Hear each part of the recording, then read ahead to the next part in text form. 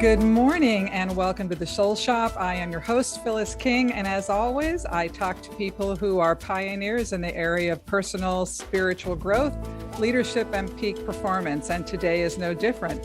I'm going to be speaking momentarily with Jack Coleman, and I have to say a few words before I bring you on, Jack, so just a moment.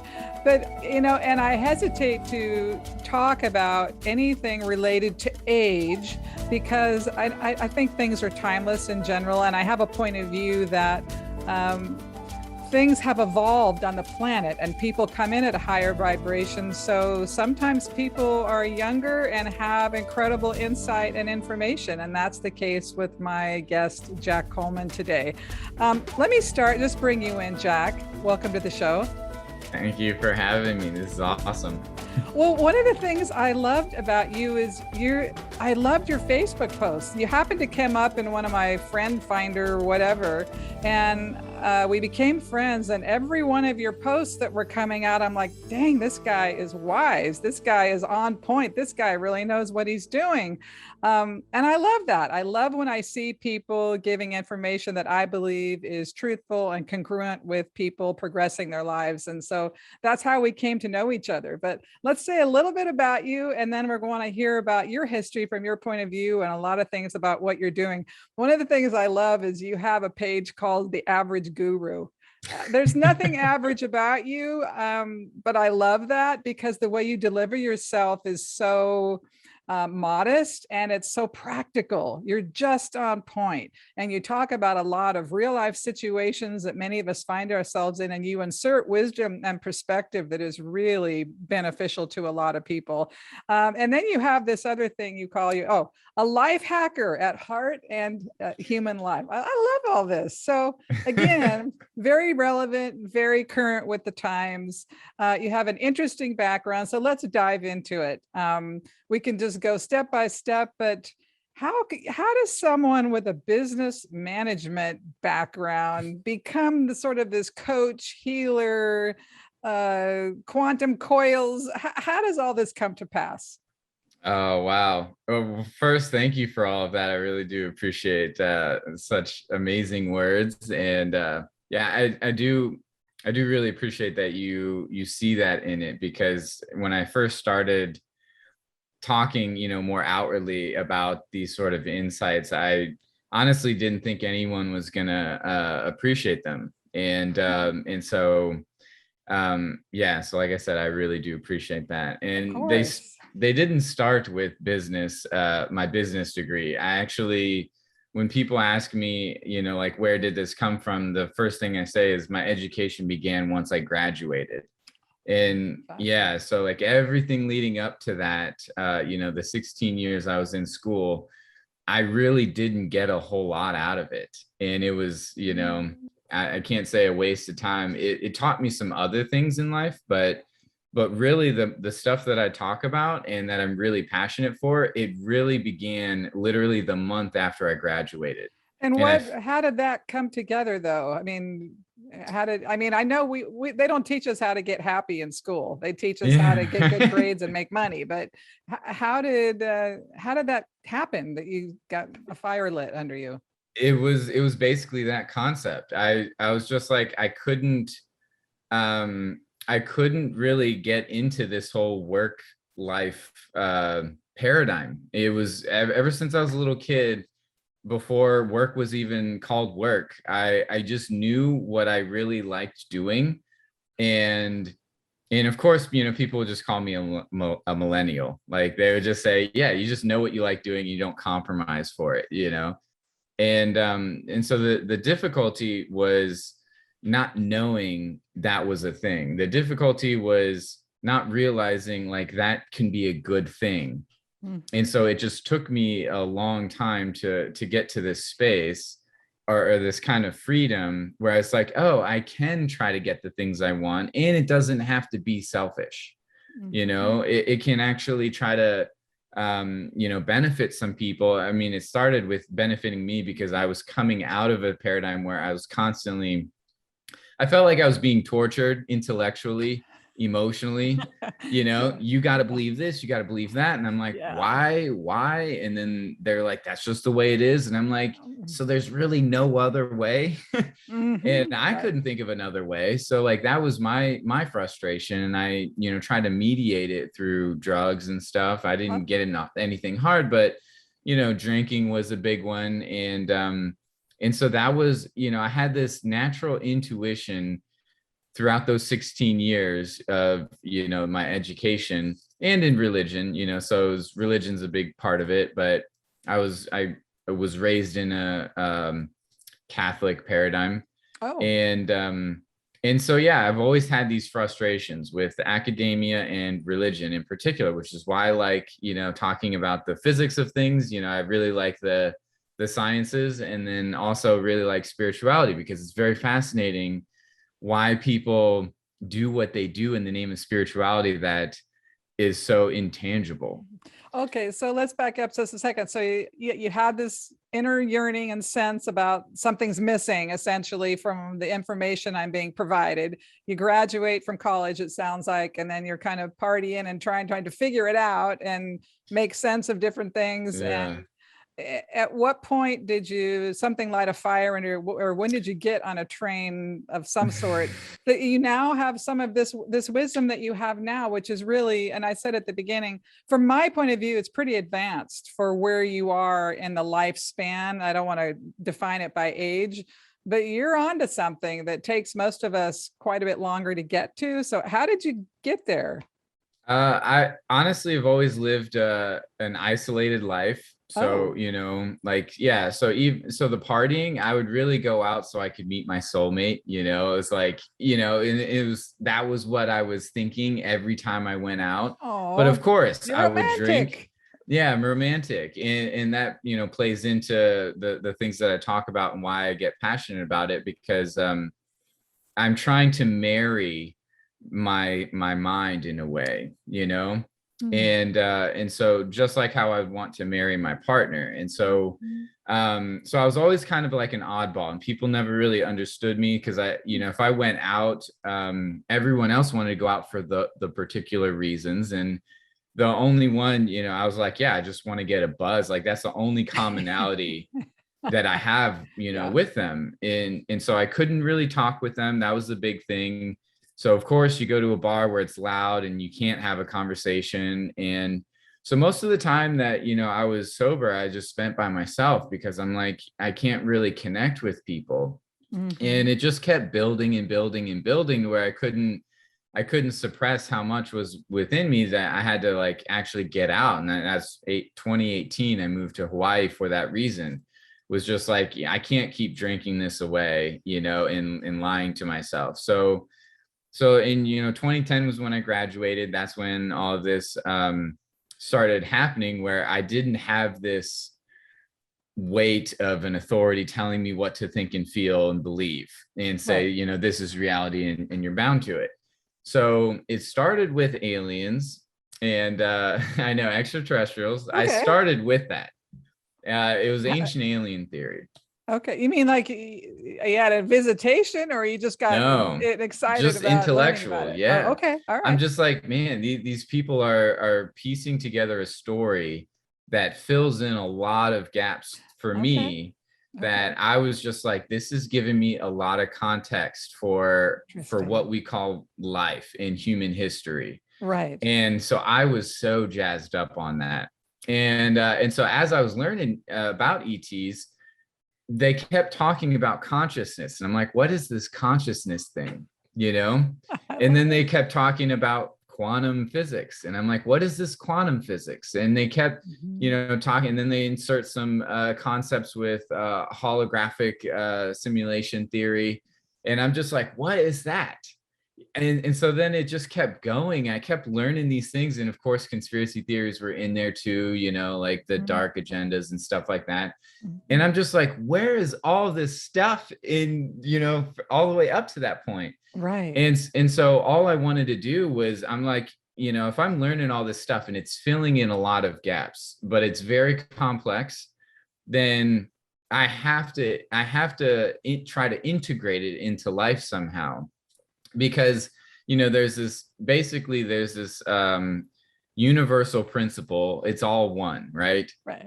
It's all one and it's infinite. So if it's all one and it's infinite, that means everything goes. So you got all this from your study about extraterrestrials?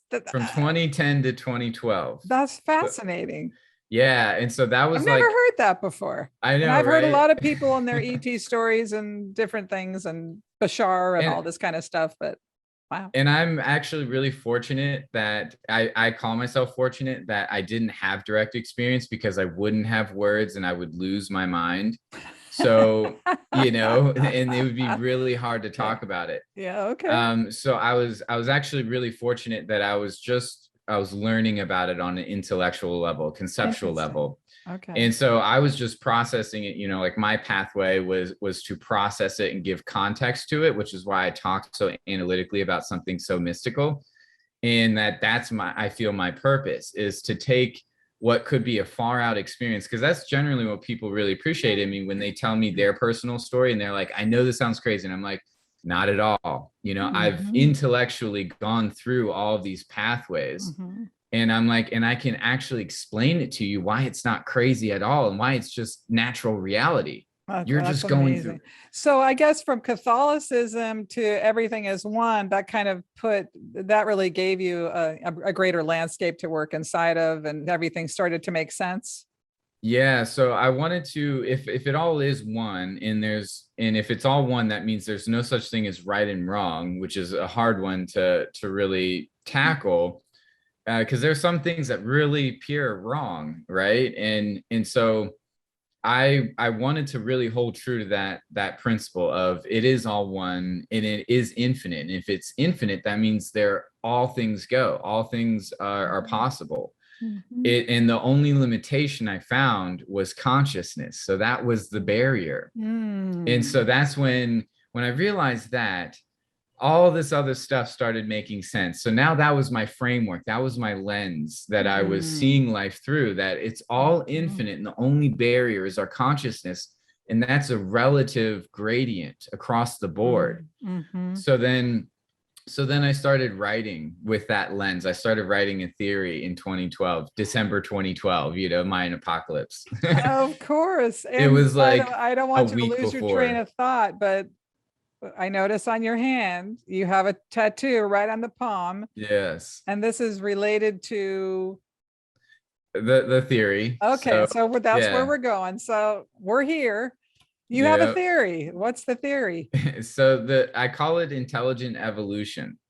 And so I call it that because it unifies these two paradigms of intelligent design, which is more religious, spiritual, saying like there's a divine plan and we're all on this divine plan. And then you have evolution, which is more material. It's academic and physical. And so it's survival of the fittest. It's just whoever seems to make it out better.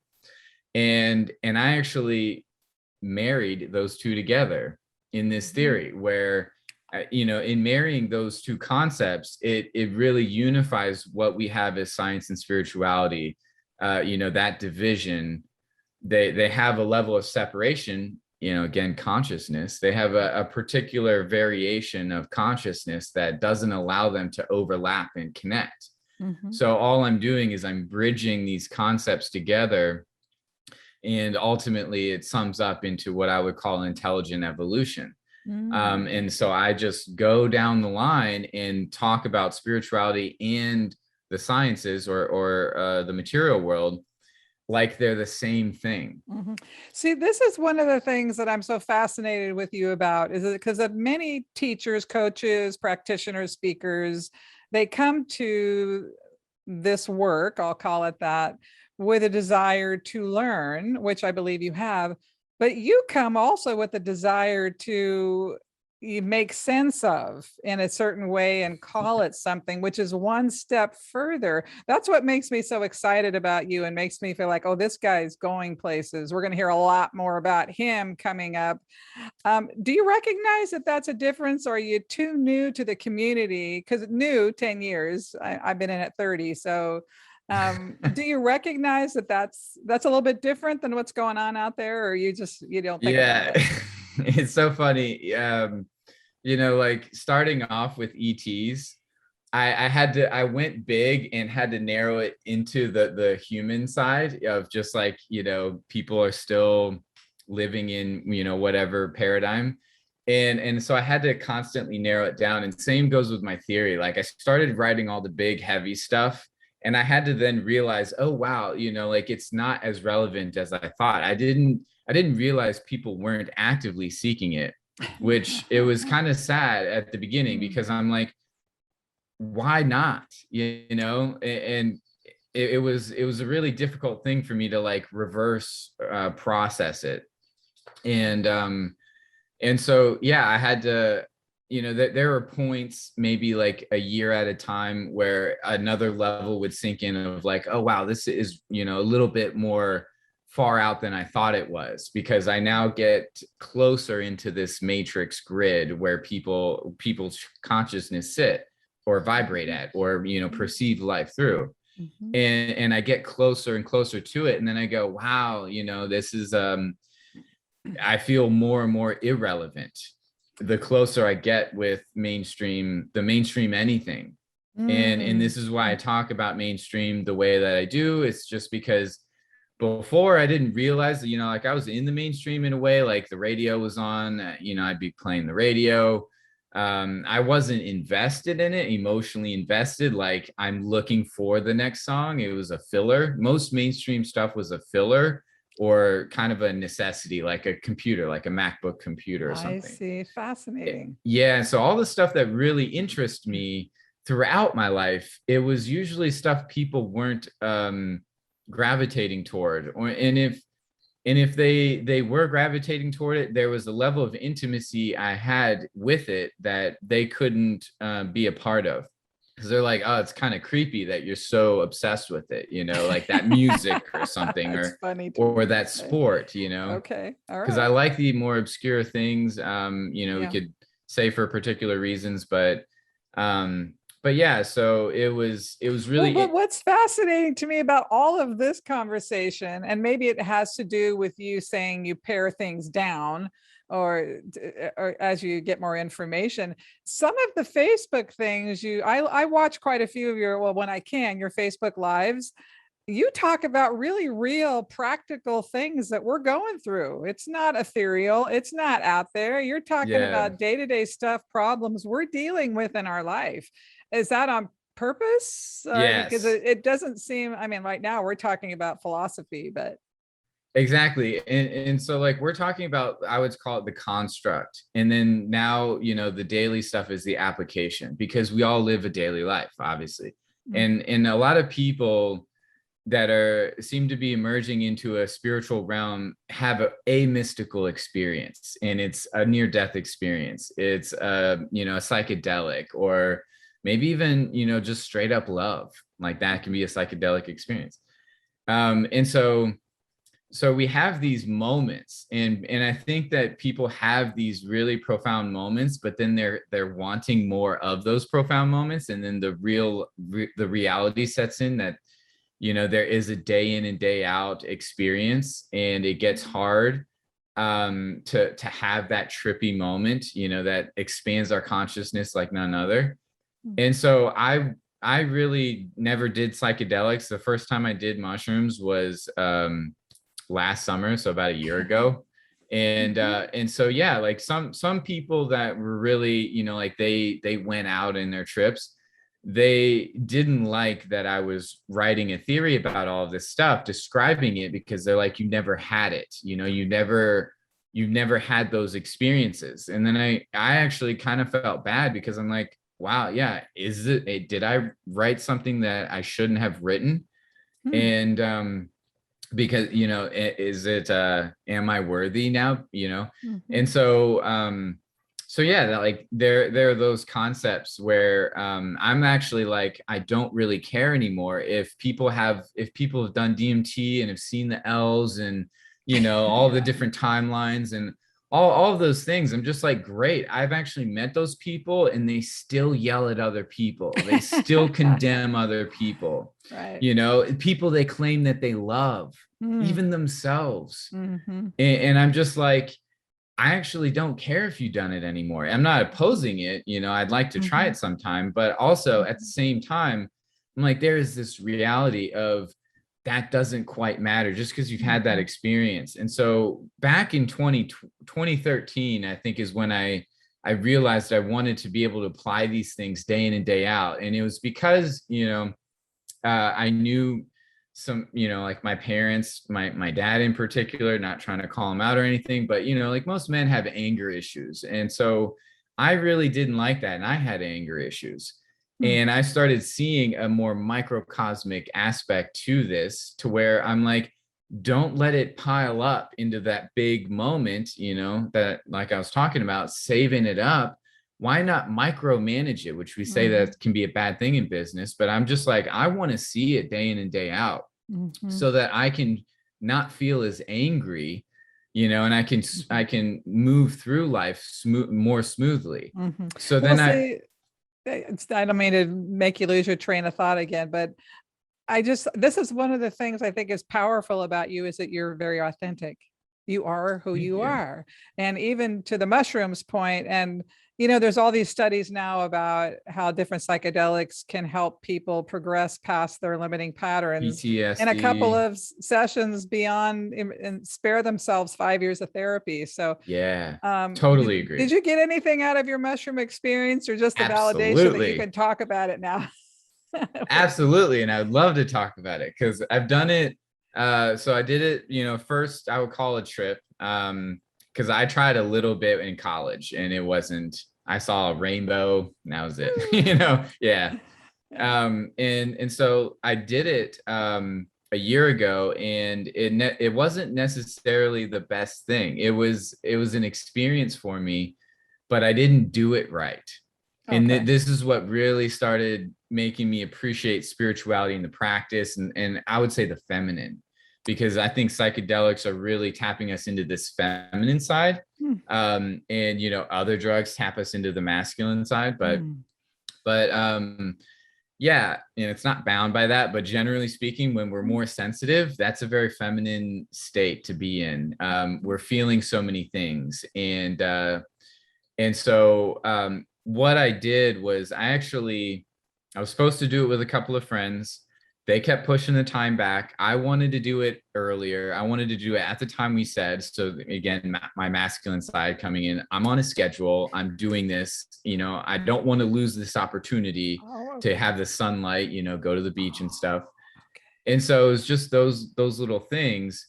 And so I actually ate some before. I ate some before we met up because I'm like, I'll just get it rolling.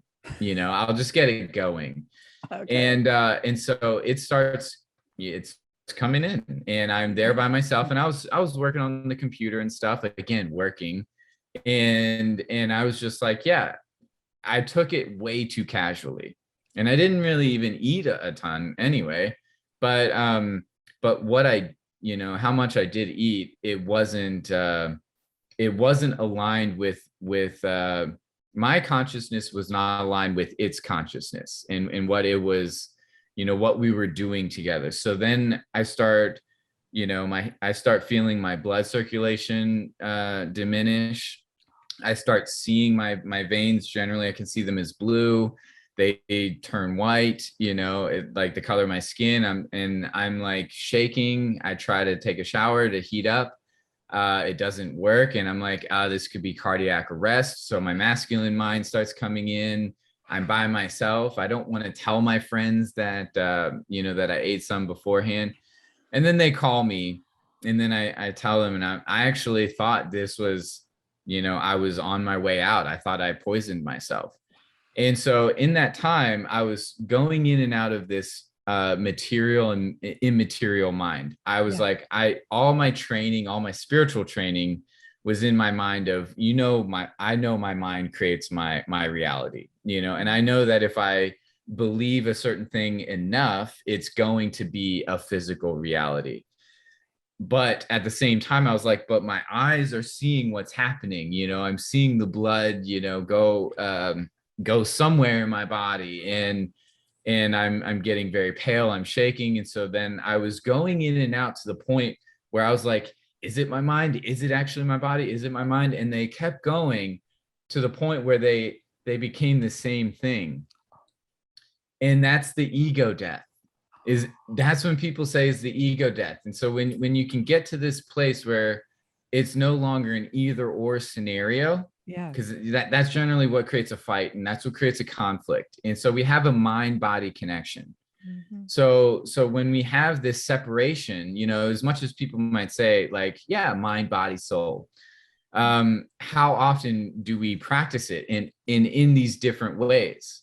Because there are so many different ways that we don't realize how we can merge our mind with our body, because there are some things we think are out of our control.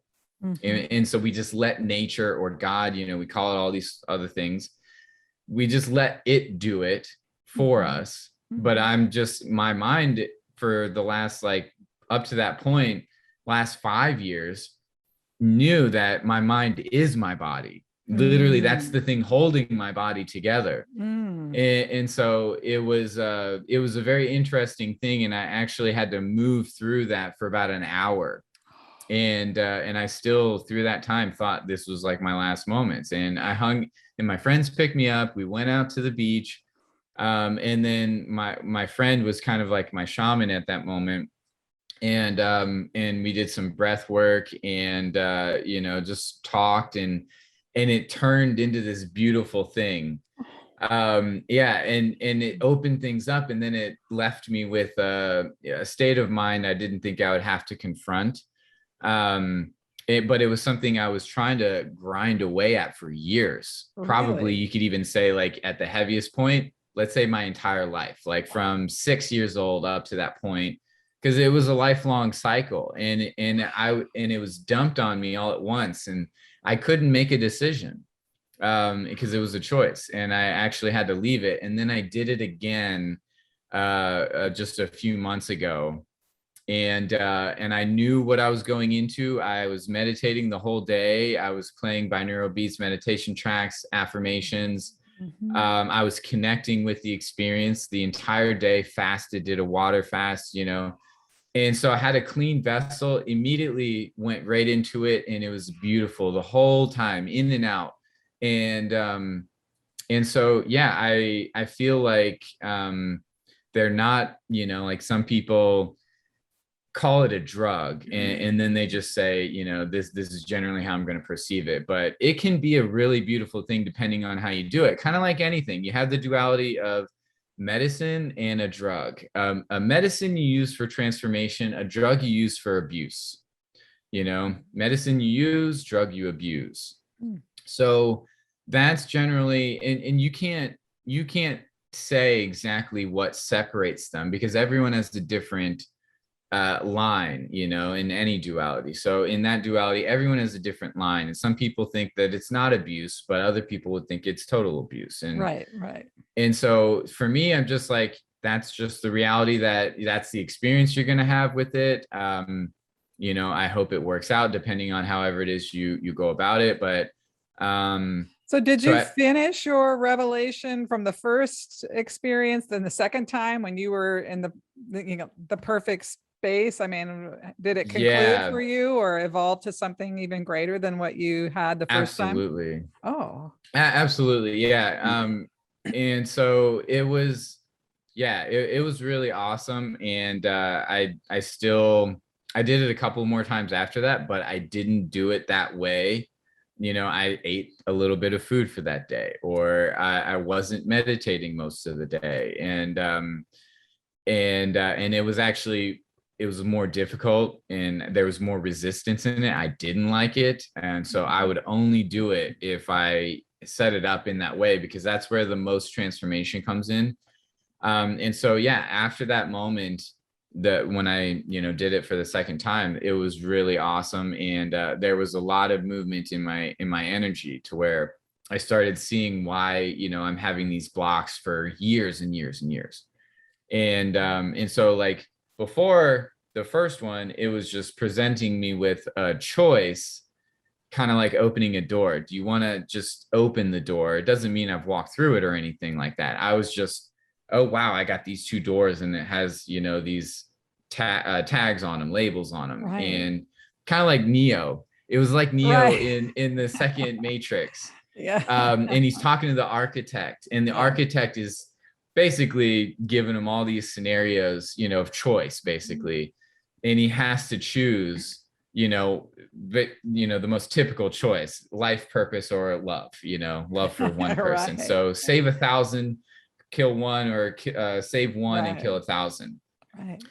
And so, yeah, it was one of those choices in a way. And but, you know, I think we have it all in any sort of transformation. You know, when we transform, not everyone can be a part of it, and it gets hard letting go.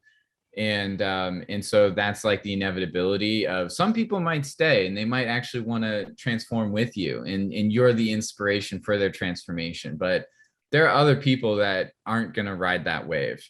And so it gets hard, especially if we're sensitive Sallies like myself. Like, I don't like to let go, and I always want to try to hold on to things that I've had, if I feel they're good. If they're bad, I'll easily like push them away and then regret it like 5 months later. But I'm always trying to, how can I hold all of it together? And I had to like realize, like, not everyone and everything is supposed to be a part of it. And so I had to learn to exercise what is common sense for most other people, where they say, like, yeah, life comes and goes. And I'm just like, but there are some things that are really hard to do that with, because there's some really deep relationships that, you know, you can't just snap your fingers and say, oh, looks like we're not aligned anymore. It looks like, you know, we're doing different things. So yeah, you're covering so much territory in such a small period of time, not only in our inner area, but in your life. I mean, you're really making extraordinary steps in a thank small you. period of time. Do you recognize that, or that's just your pace? Yeah, I would say it's like running, you know, like when you run by yourself, you don't necessarily have like something sitting next to you, or running next to you, showing you the pace. And I don't run with a watch, you know. And especially with this kind of like spiritual progression, is there a metric, you know, like when people say I'm woke, you know, is there a metric for being Yeah, woke? it's in here. No, I'm kidding.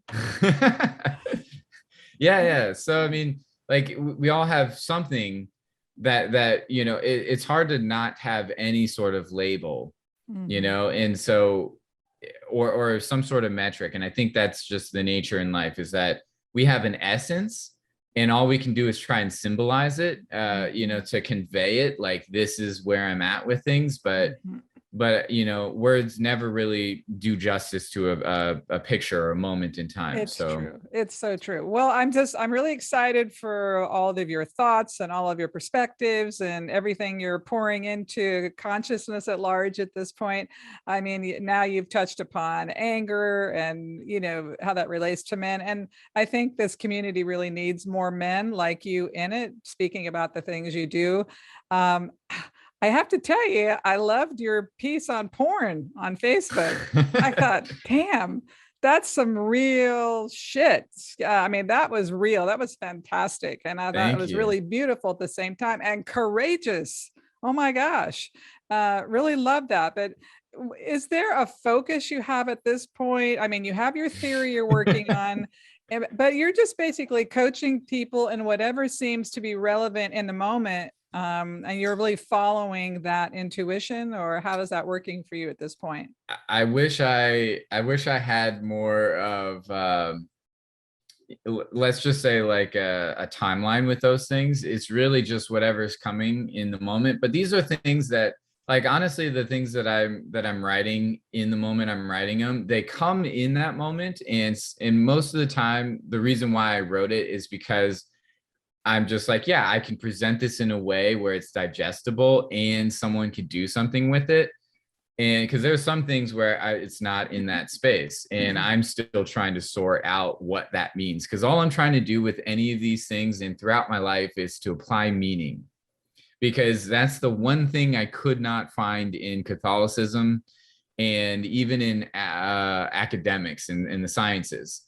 There's no meaning in both of them, and I'm sorry if that's triggering or offensive, but I know that there is a meaning, in terms of why people pursue them, but why it exists is something that I really, no one could answer. And of course it's really difficult because they're like, that's what God is. But I basically needed to apply meaning, and not just to the big stuff, but to these more local human.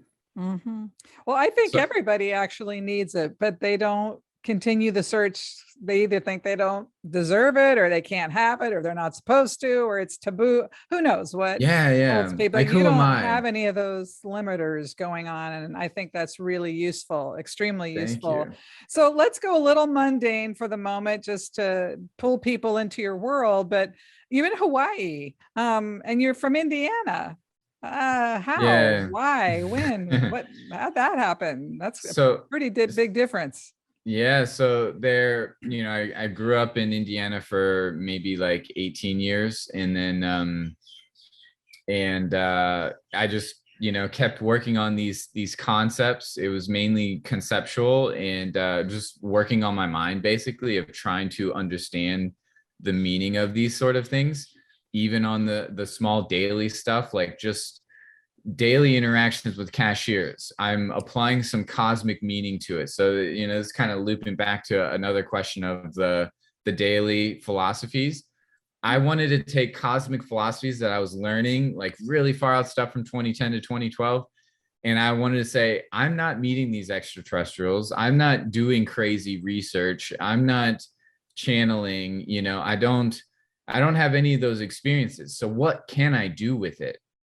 So then I brought it into this daily, and I was just seeing those concepts, stripping away the people, places, and things. And I would just have the principle or the meaning of it. And then I would say, okay, so now I'm going to apply that in my daily life. And so that was my exercise, was just working on my mind in that way of being able to go in and out of the micro and the macro, and not leave them so separated. So I wanted to practice that on a daily basis. And I was doing that in Indiana. It was very, it was very consistent, kind of mundane. It was just, I knew exactly what was going to happen every day, like Groundhog's Day. I felt like Bill Murray. And then in my mind, I was going through what he was going through once he realized like there's no escaping. And then he was just going through all these scenarios, and they were kind of negative, but then it turns positive. But that was what I was going through on the inside, but my physical life was pretty much the same every day. And so I was doing a lot of movement like that. And it just, like I said, it kept building and building. And I was just like, I don't want to keep drinking this away. I just feel like I really want to do something with it, because I was really getting a grasp on my theory. By the way, I didn't really know what I was writing. I was really just writing, and I actually had to learn what my theory was after I was, getting it to a certain point of writing it. I didn't know what my thesis was. I didn't know what I was trying to explain until maybe 4 years later. And then it just kept going in terms of being able to understand it. And so around 2018, that's when I realized, like, oh, wow, this is really what I have in the scope that it could reach. And I couldn't really feel like there was anyone in Indiana, or even just being in Indiana, is going to allow my energy to do anything with it. So I kind of got scared a little bit, and I was like, I need to get out and put my energy field in a different energy field. And so Hawaii just felt great all around. And had you ever visited it before? Or one time in 2011. And so luckily I had that, and it felt amazing. It was like the most beautiful place that I had visited, which I didn't travel much before that. So, but out of all the places I had been, that was the most beautiful. And I was like, I know I'm going to be doing some crazy inner work, trying to figure out why, and how to make this work, and my personal blocks, and, how to expand my consciousness. So I wanted to be in a place where not only did I feel like it could allow for that, but I would be able to had the physical space, because it's a lot easier to do that relative to doing it in like the dead winter and it's negative 10 degrees. Right. And, yeah. I'm not saying that limits consciousness. Some people might thrive in that in some way, like Wim Hof, but yeah, it's for me, I was just like, I'm going to be doing some stuff that's going to really be plucking at some emotional strings. And I want to be able to go swimming, and go snorkeling. Well, and this makes a lot of sense to me, that you are fully engaged with your process. I think that's what's making it so rapid and expansive. I mean, you're living it on a physical level, to the fact that you would even relocate, and you're thinking about all those particulars. That's amazing. So let's give people an idea about some of the things you offer. I mean, and I guess we should start with quantum coils. Talk about what that is, how that came to be, and what the benefits are. Let's hear about that. So yeah, that started in 2018, maybe like 6 months before I moved out to Hawaii. And I just wanted— What is a quantum coil? I call it a quantum coil as the name, but they're generally just called coils. They're PEMF technology, so pulsed electromagnetic field technology.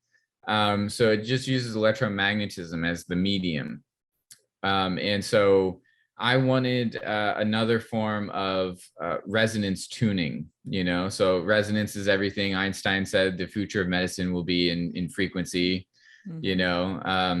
or vibration. So just taking that principle, I wanted to have my own, and I wanted to have a different medium than just sound, because sound, we listen to every day, we call it music. And we listen to it as meditation tracks, binaural beats and stuff like that. But I wanted something more intense because I felt like I needed a different retuning, something that can penetrate deeper. And so PEMF is something that, electromagnetism goes through most material. So, and it goes down to a quantum level. So basically it's a quantum force. It's what's holding atoms together. It's what's allowing electrons to jump between atoms. It's what's allowing information to be carried, through our devices, our computer devices. So, so we just have this, this force, and I just wanted to play my own piece in it, because other people were offering theirs, and they were like $4,000, and I was just like, I can't do that at the time. But I still really want one. So then I just did what I would do is I get obsessed with it, and then I'd study it. I already knew the principles as to how it worked. That's why I wanted a coil. It was because I knew they didn't have to sell me on it. I knew how it worked. I knew why I was going to use it. I knew how I could benefit from it.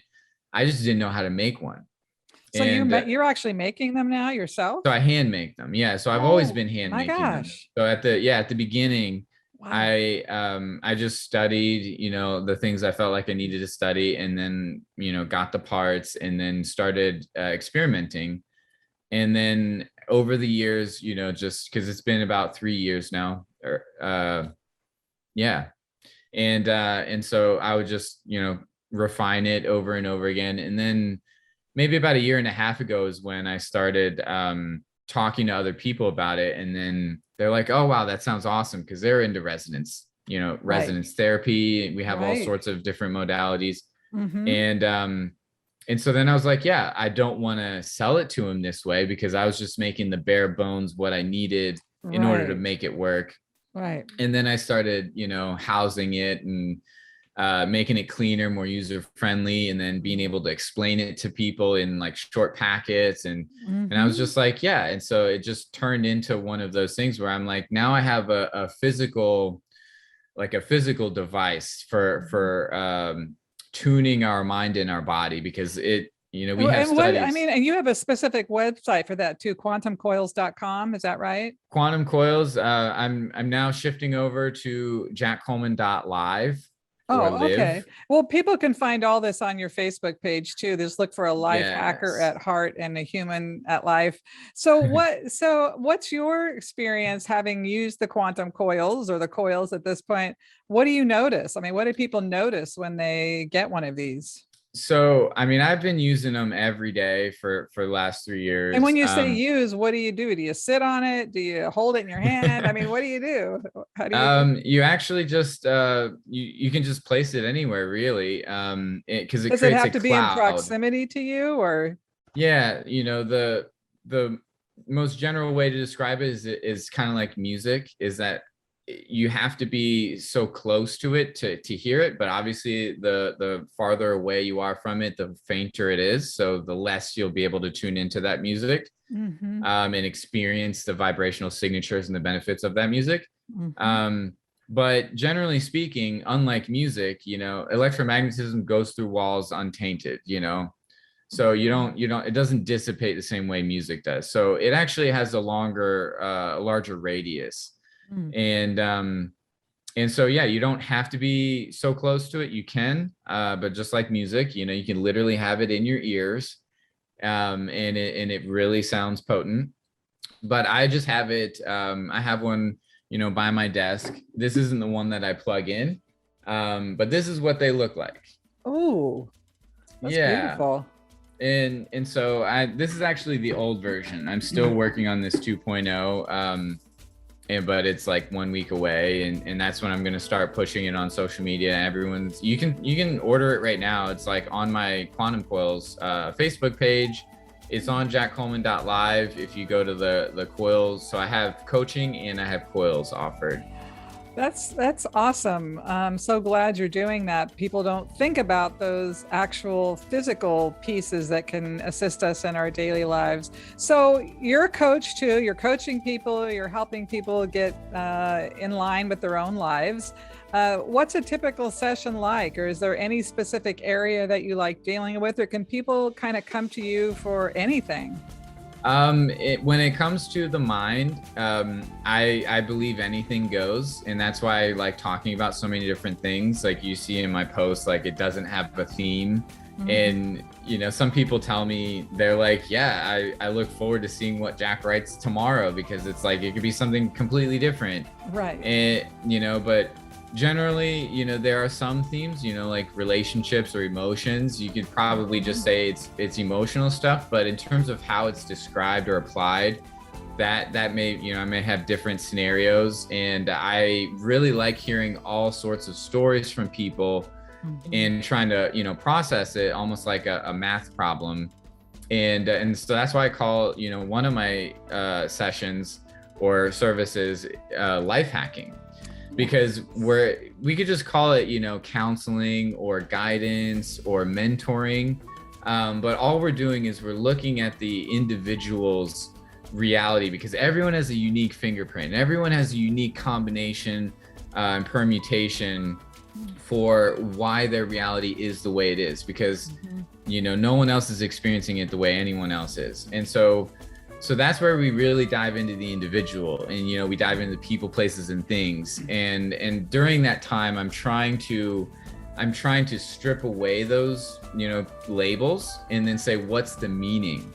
And so then we have that to work with, and then we can start massaging that out. And so then the energy starts moving within that person's field, because now they're seeing a different set of codes.